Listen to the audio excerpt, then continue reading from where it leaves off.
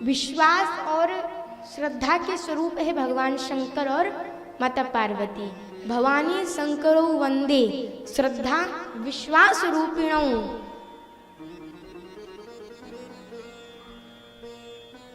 जिनकी शरण में आने से तेरा चंद्रमा भी पूजनीय हो जाता है। हमारे माता पार्वती और शंकर भगवान कौन है? श्रद्धा और विश्वास। श्रद्धा माता पार्वती है और विश्वास भगवान शंकर है। भगवान के प्रति विश्वास और श्रद्धा अपने मन में धारण करो, भगवान मिलने वाले हैं। लोग हमारे पास आते, महाराज जी हाथ देखिए, बताइए हमारी किस्मत की रेखा क्या कहती है, हमें हमारी रेखाएं क्या कहती हैं।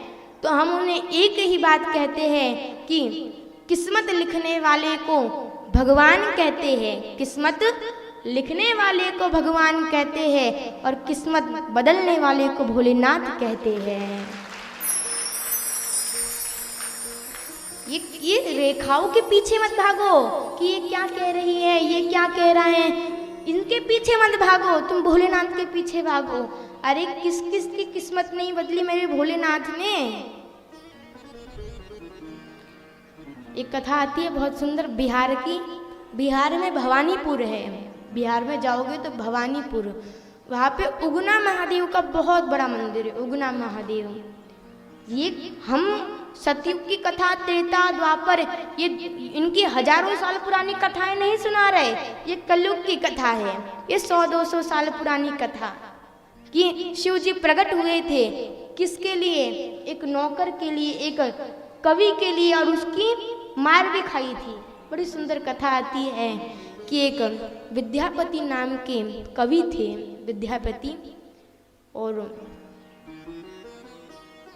वो हमेशा एक मंत्र का जाप करते थे, एक मंत्र बहुत। अभी हमने बताया ना आपको कि द्वादक्षर मंत्र ओम नमो भगवते वासुदेवाय नमः, ये वो थे शिव जी के भक्त। लेकिन मंत्र कौन सा जाप करते थे?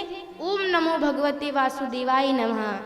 वो हमेशा एक बात कहते थे कि आप ओम नमः शिवाय या अनेक मंत्रों के द्वारा शिव जी को जल चढ़ाते हो तो शिव जी जल्दी प्रसन्न नहीं होंगे, लेकिन अब शिव जी जल्दी किससे प्रसन्न होते हैं? द्वादक्षर मंत्र से। कैसे? द्वादक्षर मंत्र में किसका नाम आता है? ओम नमो भगवते वासुदेवाय, वासुदेव भगवान का, मेरे कृष्ण का।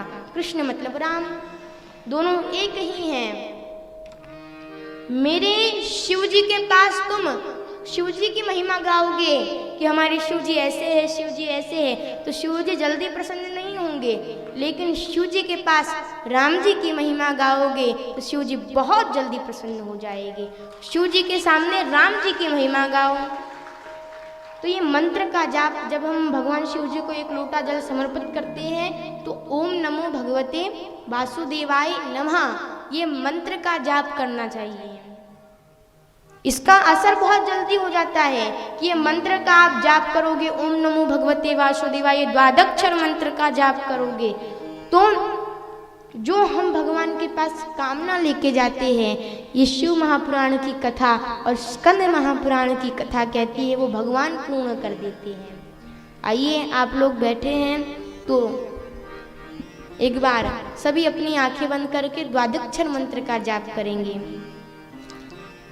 ओम नमो भगवते, ओम नमो भगवते वासुदेवाय नमः।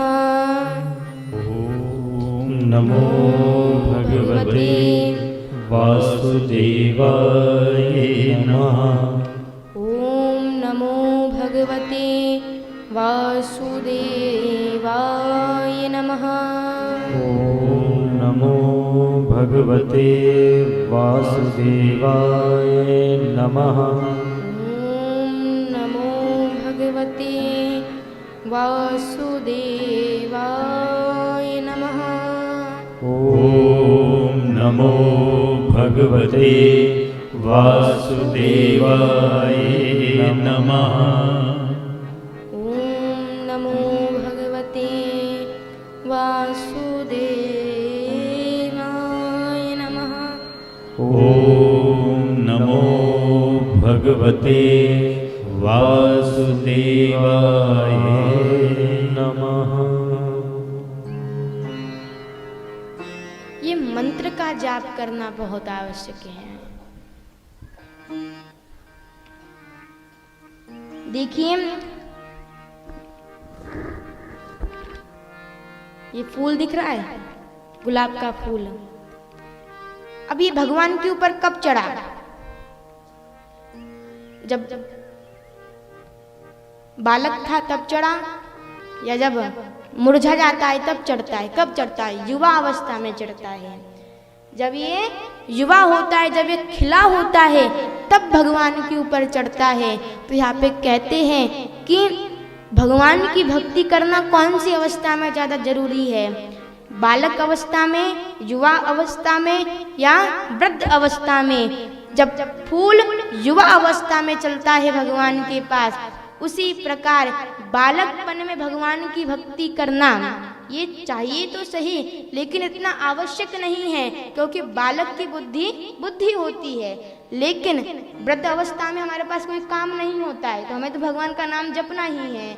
लेकिन जैसे फूल युवा अवस्था में चढ़ता है तो भगवान उसे स्वीकार करते हैं, तो हम भी यदि युवा होकर भगवान के शरण में जाएंगे तो भगवान हमें स्वीकार कर लेंगे।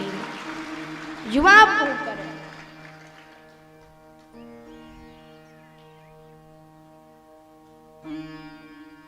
ये भगवान की भक्ति है।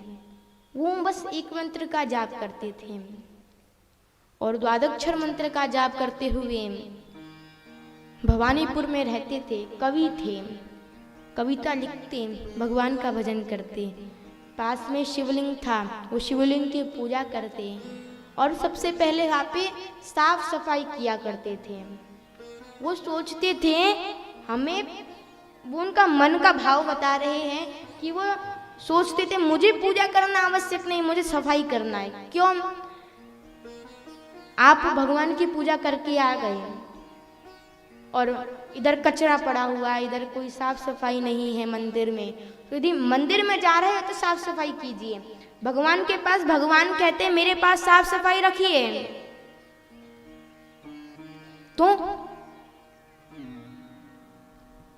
एक बात देखिए, हमारे गुरुदेव कहते हैं कि भगवान के पास मंदिर में जाके छोटा सा छोटा काम करोगे, भगवान के पास मंदिर में छोटा सा छोटा कोई कुछ कर रहा है, छोटा छोटा काम भगवान के पास मंदिर में जाके थोड़ा थोड़ा काम करना प्रारंभ कर दोगे, यदि आप छोटा काम करोगे तो मेरा शिव आपको बड़े काम तक पहुंचा देगा। छोटा काम करो, मेरा शिव आपको बड़े मुकाम तक पहुंचा देगा, बड़े काम तक पहुंचा देगा।